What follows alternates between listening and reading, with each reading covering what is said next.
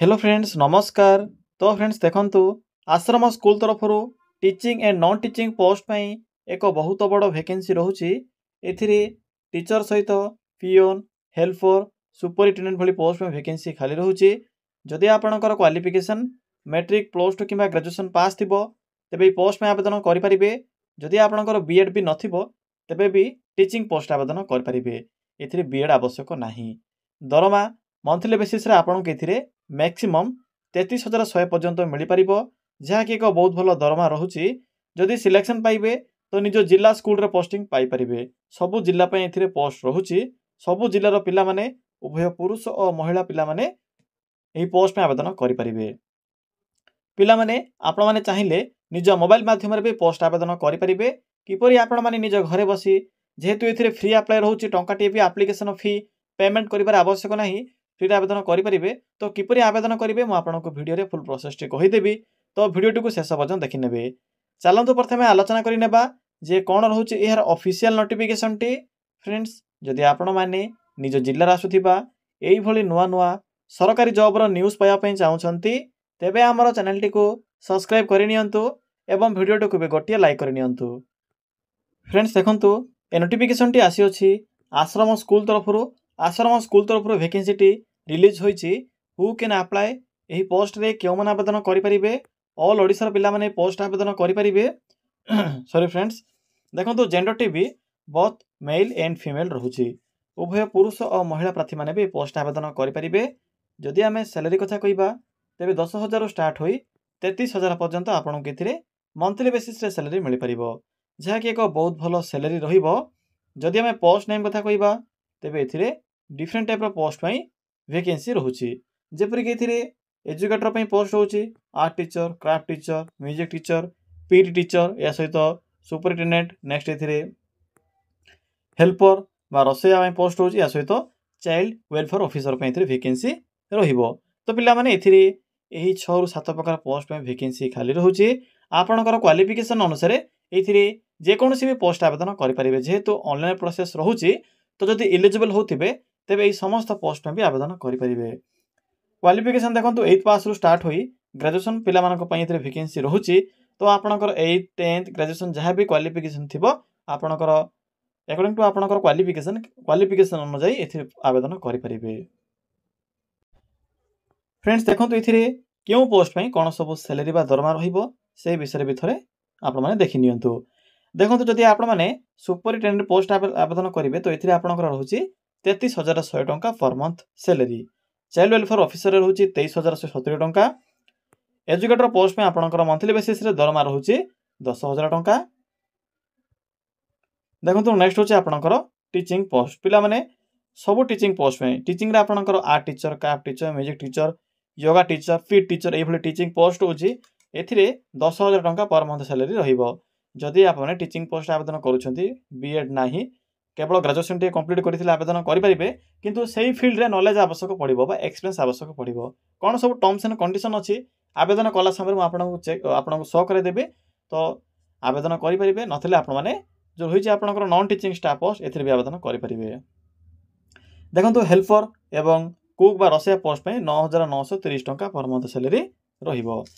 Application fee देखंतु पिला माने कोन सब रहउची एथिरे एप्लीकेशन फी एथिरे तो नो फी फॉर ऑल रहउची। सब कैटेगरी रो पिला मानक पई मागणा आवेदन प्रोसेस रहिबो। समस्त एथिरे फ्री आवेदन करि परिबे। टंकाटे भी आपन के एथिरे एप्लीकेशन फी पेमेंट करिवार आवश्यक नाही। नेक्स्ट होची सिलेक्शन प्रोसेस एथिरे आपनकर मार्क बेसिस रहउची कोनोसी प्रकार एग्जाम नाही नो एग्जाम रहउची। मार्क अनुसार सिलेक्शन करा जिवो। जदि आप माने टीचिंग पोस्ट आवेदन करूछंती तो आपनकर मार्क सहित टीचिंग रो स्किल तो आप माने जे पोस्ट भी आवेदन करूछंती सेही फील्ड रे आपनकर स्किल टेस्ट रहिबो। जेपर कि आर्ट जदि आवेदन करूछंती आर्ट टीचर रे आपनकर आर्ट रो स्किल म्यूजिक रे आवेदन करले म्यूजिक स्किल या सहित पीटी टीचर आवेदन करले आपनकर फिजिकल एफिशिएंसी टेस्ट रो स्किल टेस्ट रहिबो। तो फ्रेंड्स एही समस्त प्रोसेस द्वारा आपण माने एथिरे सिलेक्शन टी पाई परिबे। देखंतु फ्रेंड्स नेक्स्ट होची इंपोर्टेंट डॉक्यूमेंट कोन सब एथिरे डॉक्यूमेंट आवश्यक पड़िबो। जेहेतु एक ऑनलाइन प्रोसेस यह तेणु आवेदन कला समय रे कोन सब डॉक्यूमेंट आवश्यक पड़िबो से विषय भितर चेक कर नियंतु। जदि आपनकर डॉक्यूमेंट रे किछि भी मिस होउची तो आपनकर फॉर्म टी रिजेक्ट होई पारे। एथि पे आवेदन कला पूर्वरु थोड़े देखि नियंतु देखंतु रोचे आपनकर ऑल क्वालिफिकेशन सर्टिफिकेट एवं तार मार्कशीट फोटो रेसिडेंट सर्टिफिकेट नथिले भी चलिबो यह कोनोसी मैंडेटरी नाही कास्ट सर्टिफिकेट आवश्यक पड़िबो या सहित आईडी प्रूफ रे आधार कार्ड तो पिला माने मिनिमम एही 4 रु 5 टी डॉक्यूमेंट आवश्यक पड़िबो आवेदन कला समय रे यह सहित एक एप्लिकेशन फॉर्म एथिरे प्रोवाइड करा जायछि मो आपनको भी कहि देबे केउंटु पाइबे देखंतु नेक्स्ट होचे एप्लिकेशन मोड एथिरे ऑनलाइन अछि ऑफलाइन अछि दुईटु ऑप्शन अछि किंतु ऑनलाइन आवेदन जदि करूछंती तो निज घरे बसी विथिन 10 मिनिट भितर 10 मिनिट भितर आवेदन करि परिबे किछि भी असुविधा नाही जदि आपण ऑफलाइन आवेदन करिवे तो आपनको पोस्ट माध्यम रे स्पीड पोस्ट किबा रजिस्टर पोस्ट माध्यम रे आवेदन करबाको पड़िबो ये आपनको ऊपर डिपेंड करूछि जे आपण माने एथिरे केउ भली भाबरे आवेदन करिवे देखंतु नेक्स्ट होची स्टार्टिंग डेट जहा कि स्टार्ट होई सारिछ ऑलरेडी तो चलंतु पिला माने एबे आलोचना करिबा जे आपण माने किपरि एथिरे आवेदन करिवे आवेदन करिवार फुल प्रोसेस टी मु आपण केबे कहिबी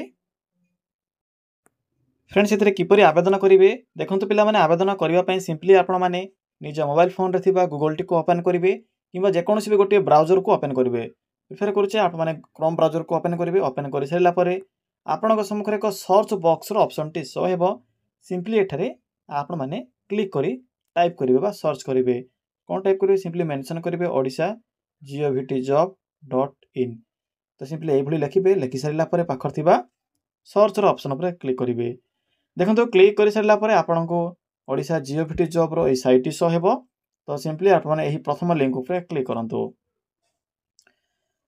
फ्रेंड्स क्लिक करि सरिला परे आपनको सम्मुख रे एई भली को इंटरफेस टी आसीथिबो आपनको एई भली किछि शो हेबो आपनको एठरे डिफरेंट टाइप रो कैटेगरी अनुसार जॉब रो ऑप्शन गुडी को शो हेबो निजर क्वालिफिकेशन अनुसार भी आपण माने एथिरे डिफरेंट टाइप रो पोस्ट रे आवेदन करि परिबे देखंतु पिला माने एठरे को ऑप्शन अछि स्कूल जॉब्स रो तो सिंपली आपण माने स्कूल जॉब्स रो एही बॉक्स रो लिंक ऊपर क्लिक करंतु देखंतु क्लिक करि सरिला परे आपनको प्रथमे ही ओडिशा आश्रम स्कूल रिक्रूटमेंट 2025 रो नोटिफिकेशन टी शो हेबो सिंपली लिंक ऊपर पिला माने क्लिक करि सरिला परे आपनको सम्मुख रे एई भली को इंटरफेस आसीथिबो आपनको ए पोस्ट रो फुल इन्फॉर्मेशन देखिबो को मिलिबो भला भाबरे पढि परिबे मु तो आपनको पूर्वरु कहि सरिछि तो किछि भी असुविधा हेबो नै तो भला भाबरे चेक करि परिबे मु आपनको एबे आवेदन करिवार प्रोसेस टी कहि देबे किपरि आपण माने निज मोबाइल रे आवेदन करिवे सिंपली आपण माने ए वेबसाइट रो शेष को आसीबे बा फुटर सेक्शन को आसीबे एठा आपनको पीडीएफ लिंक या सहित अप्लाई ऑनलाइन रो ऑप्शन टी देखिबो को मिलिबो जे माने बे पीडीएफ टी को पढिया पई चाहउछन्ती सिंपली क्लिक करी पढि परिबे मु आपनको केबे अप्लाई प्रोसेस टी कहि देबे एहा द्वारा आपनकर टाइम भी वेस्ट हेबो नै आवेदन भी करि परिबे अति शीघ्र तो सिंपली अप्लाई ऑनलाइन लिंक ऊपर क्लिक करंतु पिला माने क्लिक कर सला परे आपनको एई भली किछि शो हेबो जहा कि एप्लिकेशन फॉर्म टी देखिबा को मिलिबो देखंतु पिला माने आपनको प्रथमे एई भली देखिबा को मिलिबो select application for of the post केउ पोस्ट रे आवेदन करिया पई चाहउछन्ती आपनको सिलेक्ट करबा को पड़िबो जदि आपने सुपरिटेंडेंट पोस्ट आवेदन करिया पई चाहउछन्ती तो देखंतु 3 नंबर अछि एवं पोस्ट हाइट रे क्वालिफिकेशन भी मेंशन करा जायछि तो अकॉर्डिंग टू आपनकर क्वालिफिकेशन अनुसार चेक कर पारिबे जदि आपण टीचर जपरे कि आर्ट टीचर म्यूजिक टीचर जो टीचर भी आवेदन करा पई चाहउछन्ती किबा आपण माने जदि पीटी टीचर योगा टीचर आवेदन करा पई चाहउछन्ती से अनुसार सिलेक्ट कर पारिबे जदि आपण हेल्पर आवेदन करा पई चाहउछन्ती हेल्पर पई तो अष्टम दशम पास रहउछि तो चेक कर पारिबे मु आपनको सबुठ लोएस्ट पोस्ट बा दशम पास रो हेल्पर पोस्ट देखै दोछि सेम प्रोसेस रहइबो तो आपण माने निजर क्वालिफिकेशन अनुसार आवेदन करिवे देखंतु पिला माने जे कोनोसी भी गोटे पोस्ट को सिलेक्ट करिवे आपनकर क्वालिफिकेशन अनुसार सिलेक्ट कला पर देखंतु एथिरे ऑटोमेटिकली पोस्ट फिल अप होई जिवो एहा पर आपनकर रजिस्ट्रेशन नंबर टे एथिरे शो हेबो एहा पर आपनकर एप्लिकेशन नेम आपनकर नेम टू केथिरे सिंपली टाइप करिवे कोन आपनकर नेम सिंपली मेंशन करिवे मु एठरे मो चैनल नेम मेंशन करूची निजर नेम टी को लिखिबे एहा पर जेंडर सिलेक्ट करिवे मेल ना फीमेल एहा पर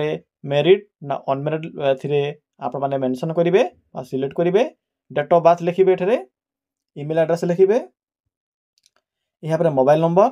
फिल अप करिवे फादर्स नेम मदर्स नेम एहा पर आपनकर प्रेजेंट एड्रेस एहा पर आपनकर परमानेंट एड्रेस एहा पर देखंतु पिला माने दुईटी एड्रेस फिल अप कर सला परे आपनकर फोटो टी को एथिरे अपलोड करिवे देखंतु पिला माने जो फोटो साइज रहउची 200 केबी भितरे रहिबा आवश्यक पड़िबो 200 केबी जदी अधिक होउची तो टिके मर्ज करिवे नहले आपनकर जो फोटो टी थिबो एठारे सक्सेसफुल अपलोड होबो नाही एहा पर सिग्नेचर अपलोड करिवे एहा पर देखंतु सेव ऑप्शन अछि सिंपली सेव और ऑप्शन पर क्लिक करिवे क्लिक कला परे आपनकर ए जो फर्स्ट स्टेप थिला फर्स्ट स्टेप कंप्लीट होई जिवो यापर देखो सेकेंड स्टेप आपंकर मैट्रिक क्वालिफिकेशन ऐड करेंगे केवे पास करते क्यों बोर्ड पास करते केते परसेंटेज रही यहाँ पर आपंकर जो मार्कसीट थी मार्कसीट को अपलोड करेंगे यहाँ पर प्लस 2 विषय अपलोड करेंगे जदि आप केवल मैट्रिक टे पास करते तो केवल मैट्रिक कि 8 ही अपलोड करेंगे बाकी जो रही है सब को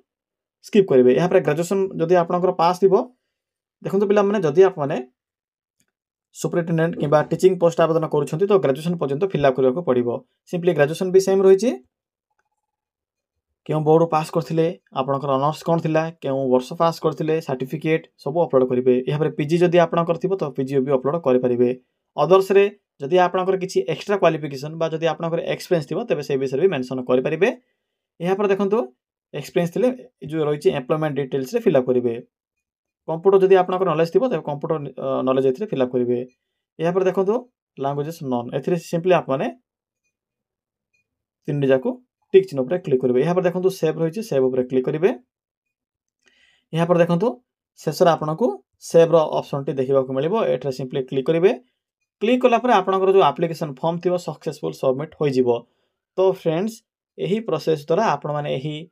आश्रम स्कूल तरफ आसी वैकेंसी गुड़िक आवेदन करेंगे जदि आपन को आवेदन कर किसी भी असुविधा हो तो भावुँ सहज प्रोसेस रोचे किसी भी असुविधा होना फिर भी जदि किसी भी असुविधा हो तेज कमेंट सेक्शन कमेंट कर जणाई पारे।